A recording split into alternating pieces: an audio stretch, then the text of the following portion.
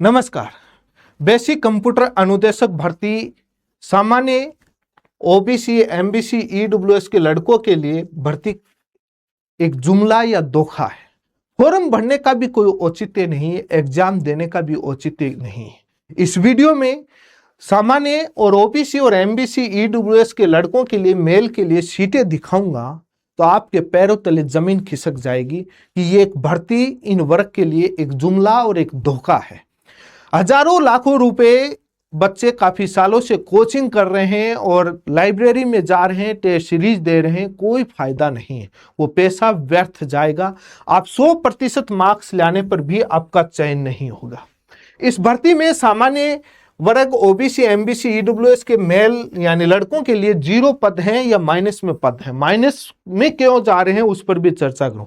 लेकिन दिव्यांग यानी जो पीडब्ल्यूडी कैटेगरी से और खेल कोटा जो स्पोर्ट्स कैटेगरी के लिए भी सीटें 0 हैं, इसकी तो चर्चा अभी सामने आई नहीं है। तो इसको लेकर इस वीडियो में विस्तार से चर्चा करूंगा। वैसे मैंने एक वीडियो बनाया था और आप सभी ने देखा होगा। राजस्थान में लगभग 26,000 सेकेंडरी और सीनियर सेकेंडरी स्कूल हैं। लगभग एक आंकड़ा है जिसमें महात्मा गांधी सारी इंग्लिश मीडियम, हिंदी मीडियम सारे स्कूल है। हर स्कूल में एक बीसीआई बेसिक कंप्यूटर अनुदेशक का पद सर्जित क्यों नहीं है, सबसे बड़ा सवाल है हमारा सरकार से। क्यों सवाल है इसके पीछे भी चर्चा करूंगा। राजस्थान में लगभग 14,000 आईसीटी लैब हैं। शिक्षा विभाग, शिक्षा मंत्री जी, राजस्थान सरकार इस आईसीटी लैब का खूब प्रचार प्रसार करती है, लेकिन राजस्थान में 10,000 पद ही सर्जित हैं कंप्यूटर अनुदेशक के। 4,000 पद सर्जित कब होंगे, क्यों नहीं हो रहे? जब हर सरकारी नौकरी में कंप्यूटर के प्रश्न पूछे जाते हैं और कंप्यूटर के कोर्स का प्रमाण पत्र जैसे RSCIT इत्यादि मांगा जाता है, तो स्कूलों में कंप्यूटर अनिवार्य विषय के रूप में क्यों नहीं पढ़ाया जाता? ये बेसिक सवाल है। ये तीनों सवाल हम राजस्थान सरकार से पूछ रहे हैं, शिक्षा मंत्री जी से पूछ रहे हैं। क्या जवाब मिलेगा? आपसे उम्मीद है कि आप इस वीडियो को इतना शेयर करोगे व्हाट्सएप, फेसबुक, तमाम जगह, टेलीग्राम, सब जगह कि सरकार तक की आवाज पहुंचेगी। हमने एक पीछे वीडियो बनाया था काफी महीनों पहले कि विश्व स्तर का हमने ढांचा बताया था कि किस देश में किस प्रकार से कंप्यूटर एजुकेशन को आगे बढ़ाया जा रहा है। लेकिन इस भारत की, इस राजस्थान की क्या स्थिति है? इन आईएएस ऑफिसर और मंत्री और अधिकारियों के, विधायकों के, सांसदों के बेटे और बेटियां उन अच्छे क्वालिफाइड अमीरों के उन लाखों रुपए फीस वाले विद्यालयों में जाते हैं जहां पर पहली क्लास, दूसरी क्लास में ही कंप्यूटर पढ़ाना शुरू हो जाता है। लेकिन यहां 12वीं पास कर जाते हैं लेकिन कंप्यूटर पढ़ाई नहीं। लेकिन राजस्थान, मजे की बात यह कि राजस्थान सरकार को एलटीसी चाहिए, बाबू चाहिए, ग्राम सेवक चाहिए, पटवारी चाहिए, मास्टर चाहिए, कुछ भी चाहिए सरकारी नौकरी के पद पर। आपसे हम कंप्यूटर के सवाल पूछेंगे, आपसे हम कंप्यूटर का प्रमाण पत्र मांगेंगे, RSCIT या और कोई प्रमाण पत्र। क्या है ये आखिर RSCIT का? 3-6 महीने का ये कोर्स है, क्या है? सारा फर्जीवाड़ा होता है। वो एक बुक पढ़ के जाते हैं, RSCIT कोर्स किए हुए, उनको कंप्यूटर चलाना नहीं आता, सर्टिफिकेट ले आते हैं, टीचर्स को करवा दिया कंपनियां, सरकार पैसे कमा गई, मजे हो गए। जब इतनी ही अनिवार्यता है इस कंप्यूटर की, तो बाद में स्कूलों में कंप्यूटर को कंपल्सरी सब्जेक्ट बना करके क्यों नहीं पढ़ाया जाता? यदि 5वीं तक नहीं पढ़ा पाते तो आप कम से कम क्लास 6 से तो आप आगे कंप्यूटर पढ़ा सकते हैं, क्लास 6, 7, 8 में। पद तो सर्जित करना पड़ेगा, पद ही सर्जित नहीं हो रहे। राजस्थान में लगभग 64,000 के लगभग 70,000 काफी बंद कर देती हैं, स्कूलें नहीं खुल जाती हैं। लगभग 65-70,000 सरकारी विद्यालय, हर विद्यालय में एक बीसीआई का पद होना चाहिए। बच्चों को पहली क्लास, दूसरी क्लास से कंप्यूटर पर थोड़ी थोड़ी जानकारी मिले, क्योंकि भारत सरकार, राजस्थान सरकार की तमाम योजनाएं, सबकी सब योजनाएं ऑनलाइन है कंप्यूटर पर। ई मित्र खोलेगा तो भी कैसे खुलेगा? आप 12वीं तक आप कंप्यूटर नहीं पढ़ाते हैं और वो ई मित्र खोलेगा, वो भी कैसे? क्या फायदा? RSCIT करके वो ई मित्र खोलेगा? क्या खोलेगा वो? कंप्यूटर कंपल्सरी सब्जेक्ट क्यों नहीं बनाया जा रहा? सबसे बेसिक सवाल है। क्योंकि इन जो सामान्य ओबीसी, एमबीसी, ईडब्ल्यूएस के लड़कों के लिए सीटें 0 बची हैं। मैं आपको देखने में ये लग रहा होगा 2736 जो माध्यमिक शिक्षा विभाग में नॉन टीएसपी एरिया की बेसिक कंप्यूटर इंस्ट्रक्टर की इतनी भर्ती है, टोटल एससीआई और वो 3951 अलग है, ये 2736 दिख रही होंगी। इसके अंदर कुछ भी नहीं है इन कैटेगरी के लिए। मैं डाटा दिखाऊंगा। आप लाइब्रेरी में पढ़ रहे हैं, कोचिंग में पढ़ रहे हैं, बैच ले रहे हैं, टेस्ट सीरीज दे रहे हैं, कोई फायदा नहीं है इन वर्ग के लिए। आप एक बार देखिए, ये अखबार में भी खबर छपी है और आपने पढ़ी भी होगी, नहीं पढ़ी है तो ये जरूर पढ़ना। लेकिन काफी बुद्धिजीवी, काफी बुद्धिमान लोग हैं हमारे, जो लाइब्रेरी में जाते हैं, जो कोचिंग इंस्टीट्यूट में जाते हैं, पढ़ रहे हैं, कोचिंग ले रहे हैं, उनको जो ये डेटा है, ये डेटा उनको समझ में नहीं आ रहा, कोई मतलब नहीं हो। अधिकतर लोगों को मालूम ही नहीं है कि अपन कोचिंग में एडमिशन लिया है, अपन कोचिंग की तैयारी कर रहे हैं, अपन ने टेस्ट सीरीज ले लिया, अपना पद ही नहीं है, परीक्षा 100% ले आएंगे तब भी चयन नहीं होगा। लोगों को पता ही नहीं है, बुद्धिमान लोग हैं। खाली समय में रील देखेंगे, वो वाली रील जो कोई काम नहीं आनी है, और बाकी अपना कोचिंग का वीडियो देख। ऐसे जानकारी वाले वीडियो देखोगे तब पता लगेगा। कोई कहता बोले सब मार्केटिंग है, उनको पता नहीं, आगे पता लगेगा। क्योंकि जीता जागता उदाहरण लगभग 2020 की बात है, पुलिस कांस्टेबल की राजस्थान में भर्ती आई थी, जिसमें एक्स सर्विसमैन का एक कानून था जिसको बाद में बदला गया। उसकी वजह से जिले के टॉपर का भी चयन नहीं हुआ था, फर्स्ट रैंक वाले का भी चयन नहीं हुआ था। ऐसा ही सिस्टम ऐसा हुआ, उसमें भी एक्स सर्विसमैन का ही लोचा था, उनका चयन नहीं हुआ था। देख लीजिएगा, आप पूछ लीजिएगा, इतिहास पता कर लीजिएगा, तो यही हालात इसमें हो जाएगी। और जब रिजल्ट आएगा तब आएंगे मैदान में निकल करके, अब क्या करें, हमारे साथ बहुत बड़ा अन्याय हो गया। बात चिड़िया चुग जाए, उसके बाद पछताने का कोई फायदा नहीं है। समय पर आवाज उठाना समय पर जरूरी है। काफी SC/ST की काफी सीटें हैं, उनके साथ अन्याय नहीं। यदि पद बढ़ते हैं तो उनके साथ कोई अन्याय नहीं होगा, उनके ही पद बढ़ेंगे, कम नहीं होंगे। कई जो लोग हैं जिनको नॉलेज नहीं है, बुद्धिमान लोग हैं, वो कह रहे हैं कि एग्जाम टाइम पर होनी चाहिए, ये क्या हो रहा है, एग्जाम दो, तैयारी करो। उनको थोड़ा अपना माइंड अप्लाई करना चाहिए कि क्या सीट है क्या नहीं है, तब पता लगेगा। इन सीटों के वर्गीकरण पर कैसे 0 सीट है, कैसे माइनस सीट है, इन वर्ग के सामान्य OBC MBC EWS के इस समीकरण को मैं समझाऊंगा। उससे पहले कई महत्वपूर्ण चर्चा कर लेते। सवर्ण समाज ने भी इसकी बात उठाई है और चेतावनी दी है, और प्रदेश भर में आंदोलन की आवाज उठ रही है। आप चैनल पर पहली बार जुड़े हैं, चैनल को सब्सक्राइब जरूर कीजिएगा ताकि आपकी आवाज बुलंद हो सके। राजस्थान में जिस भी भर्ती में अन्याय होता है, आवाज इस चैनल पर बुलंद की जाती है और आवाज उठाई जाती है, खुलकर बोला जाता है। तो आप चैनल को सब्सक्राइब जरूर कीजिएगा, वीडियो को लाइक और शेयर जरूर कीजिएगा ताकि सभी के पास ये आवाज पहुंचे, सभी जागरूक हों। जो बुद्धिमान लोग हैं, जो लाइब्रेरी में बिलों में घुसे हुए हैं चूहे की तरह, वो बाहर निकले। कमेंट करने से कि सर जी, आप गुरुजी, आप संघर्ष कीजिए, हम आपके साथ हैं, उससे नहीं होगा, अकेले से कुछ नहीं होता। जयपुर में कुछ लोग कर रहे हैं, ये जयपुर के अंदर OBC के, MBC के, EWS के छात्र, जनरल के छात्र न्याय के लिए गुहार लगा रहे हैं, मोमबत्ती जला रहे हैं, सरकार जग जाए। लेकिन सरकार कहाँ जगे, ये देख लीजिए। शाम को जयपुर के अंदर, अब जो बुद्धिमान लोग हैं उनको बताओ कि सपोर्ट करो, क्योंकि हर तहसील, हर जिला स्तर पर धरना प्रदर्शन ज्ञापन देना होगा। जो भी आपके क्षेत्र का BJP, कांग्रेस, जिस भी पार्टी का विधायक, सांसद है, उससे सरकार को पत्र लिखाओगे और उनको ज्ञापन दोगे, तब जाकर के आवाज बुलंद होगी हर तहसील, जिला स्तर पर। और जयपुर में ये लोग काफी प्रयास कर रहे हैं, ये काफी आवाज उठ रही है, सोशल मीडिया पर ट्रेंड हो रहा है। और आज भी शाम को 7 बजे ट्विटर ट्रेंड है, 7:30 से 9:30 बजे ट्विटर ट्रेंड रखा गया है।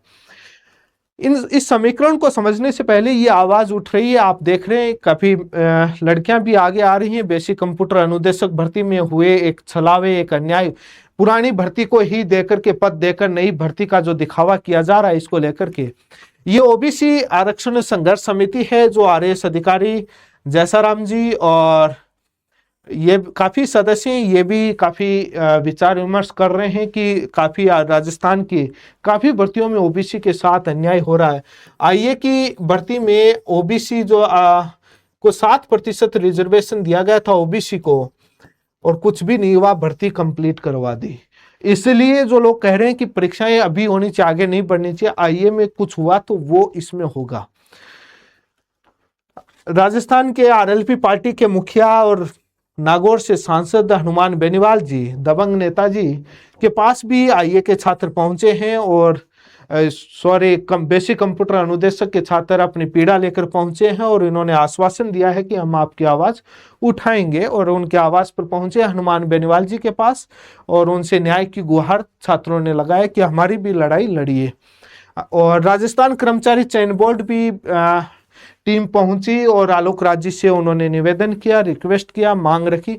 आलोक राज जी ने पहले भी कह दिया था एक दिन मीडिया इंटरव्यू में कि मेरे हाथ में नहीं है, क्योंकि जो पद और जो नियमों के मुताबिक विभाग जो देता है हम तो उसको आगे बढ़ाते हैं, क्योंकि पद बढ़ाना, कम करना, आरक्षण लागू करना, बैकलॉग करना, ये राजस्थान कर्मचारी चयन बोर्ड का नहीं है। जो आता है उसको आगे इनका काम होता है एग्जाम करवाना, और उसके बाद रिजल्ट जारी करके विभाग को सौंपना, तो इनके हाथ में नहीं है। लेकिन ये इन्होंने कहा कि हम विभाग को भेजेंगे, कोई लेटर आएगा तो उसको संदर्भ बना करके लिखा जा सकता है कि भाई हमारे पास ये ग्रीवेंस आई है, विभाग देखेगा। ये काम कर्मचारी चयन बोर्ड कर सकता है, जो करेगा मुझे लगता है। ये कर्मचारी चयन बोर्ड काफी अभ्यर्थी पहुंचे, उनसे निवेदन किया। अब जो मुख्य जो समीकरण है,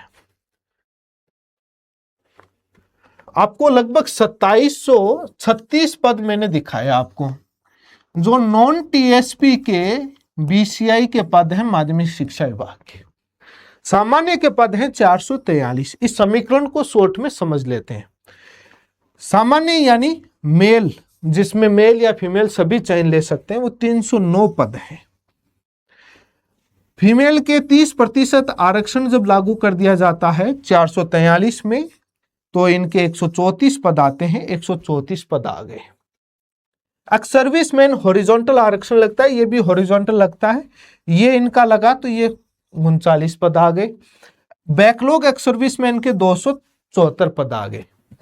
इस समीकरण को ऐसे समझना है। इन दोनों को जब पद ऐड करेंगे तो 313 पद होंगे।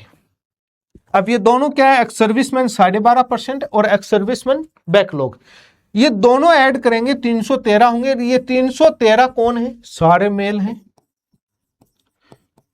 99% से ज्यादा मैं कह सकता हूं ये सारे आपको फौजी हैं, सारे मेल मिलेंगे। ये 313 हॉरिजॉन्टल है, ये सारा इस 309 में से जाएगा। अब ये इसमें से जाएगा। अब क्योंकि ये तो अलग ले गया, और 313 -4 आ गया, प्लस देने की बजाय माइनस में 4 आ गया। इससे 2-4 महिलाएं भी मिल जाएंगी एक्स सर्विसमैन में। तो सामान्य जो इसके लिए जो लड़का है और सामान्य का, उसके लिए क्या बचा, 0 सीट। पीडब्ल्यूडी और स्पोर्ट्स कोटे के लिए क्या बची, 0 सीट। अब परीक्षा देने का, फॉर्म भरने का क्या फायदा। देख लीजिए 313 हैं दोनों, और 309 सीट हैं जनरल की। अब कौन सा लेगा, टोटल है तो 443 ही, जिसमें ये दोनों जोड़ दिए 134 महिला है, इसमें तो आप कोई आ ही नहीं सकता। अब 134 में विडो और परित्याग विधवा सारी आ जाएंगी। अब इसके अंदर जो 309 बची, ये इसी में से है। ये दोनों मिलाकर के 443 हो रही हैं, और ये 443 हो रही है। ये तो काट दो 309 में, ये 313 जाएगा। अब -4 आता है। अब कहां से मिलेगी नौकरी, दिमाग लगाओ। वो आरक्षण वाली जो सीटों का वर्गीकरण वाली टेबल, मुझे मालूम है काफी लोगों को समझ में नहीं आई कि है क्या, लागू कैसे करें, तो इसको थोड़ा देखना जरूरी है, समझो। ओबीसी के 237 पद दिए गए, 169 सीटें लड़कों के लिए, यानी मेल फीमेल सभी आ सकते हैं। 68 सीट, 30% आरक्षण, 237 में 30% महिला आरक्षण लगाया, 68 ये आ गई।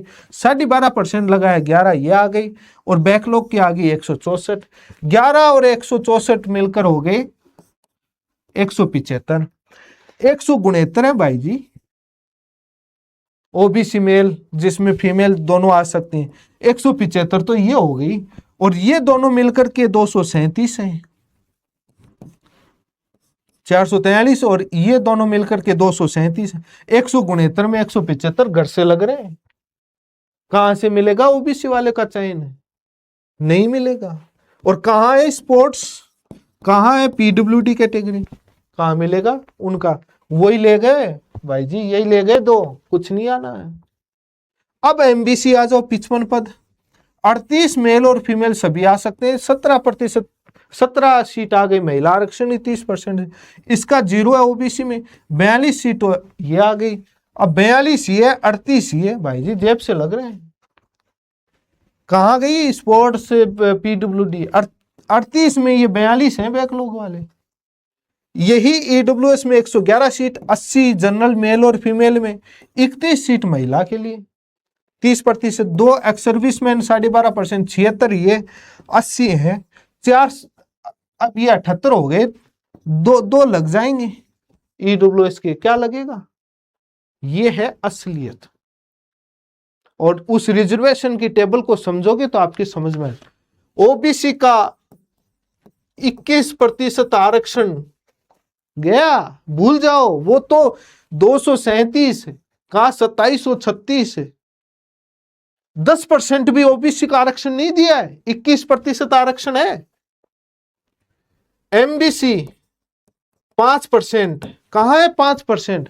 जनरल का लगभग सभी कैटेगरी मिलाकर के 36% बचता है, कहां है 36% है? 413। एससी एसटी लगभग दोनों के मिलाकर के 1800 लगभग है, एक की 998 और एक की 800, कुछ ऐसे करके 1700 1800 आती है।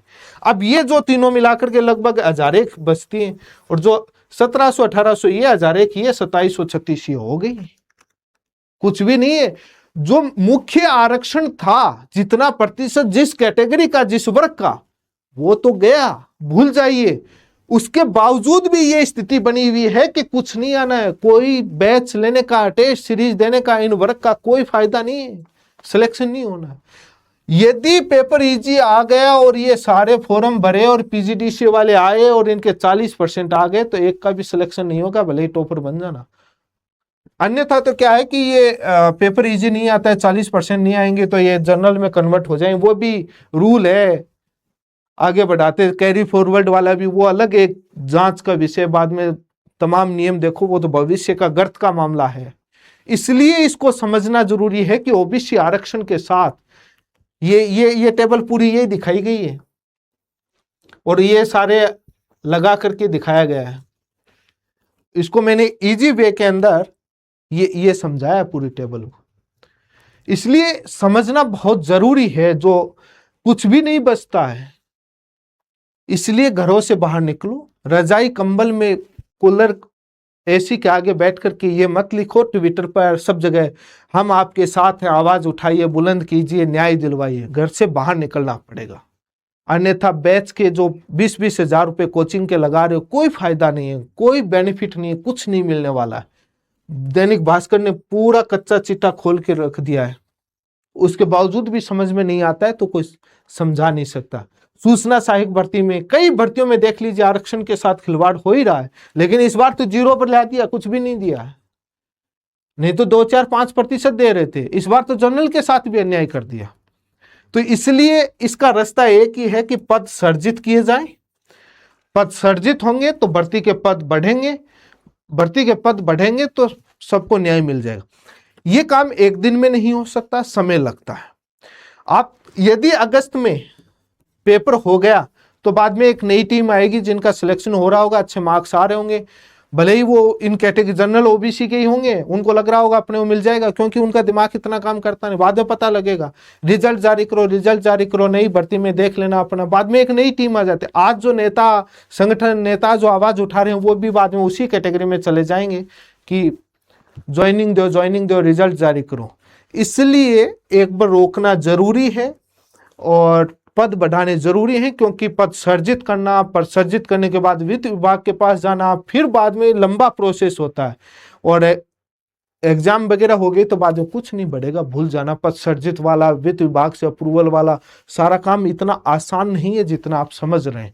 यदि अगस्त में एग्जाम हुई तो कुछ नहीं होगा। जैसे सूचना सहायक भर्ती में 6-7% ओबीसी को मिला, कुछ भी नहीं हुआ। पत्र संगठन नेता लिखते रह गए और ट्विटर पर लिखते रह गए, कुछ नहीं हुआ। वो ही हालात इसमें हो जाएगा, ध्यान रखना। राजस्थान सरकार पद क्यों नहीं सर्जित करती? डिजिटल का युग, डिजिटल के सपने दिखाए जा रहे हैं लेकिन पद सर्जित नहीं कर रहे। कंप्यूटर को कंपलसरी सब्जेक्ट क्यों नहीं बनाया जा रहा है? समझ से बाहर है। सेक्रेटरी, निदेशक के पदों पर बैठे हैं, बीटेक डिग्री, टेक्निकल डिग्री से आए हुए लोग, उनको तो मालूम होना चाहिए कि कितना जरूरी है कंप्यूटर। शिक्षा विभाग में भी नॉन टेक्निकल लोगों ने काफी हावी कर रखा है, सिस्टम को हाईजैक कर रखा है। वो कंप्यूटर वाली चीज को इतना समझते नहीं है, पता नहीं उनके हाथ में नहीं है, पता नहीं क्या चल रहा है। लेकिन बहुत गंभीर विषय, इसको विचार करना चाहिए। सभी जगह वीडियो को शेयर जरूर करें, लाइक जरूर करें। धन्यवाद।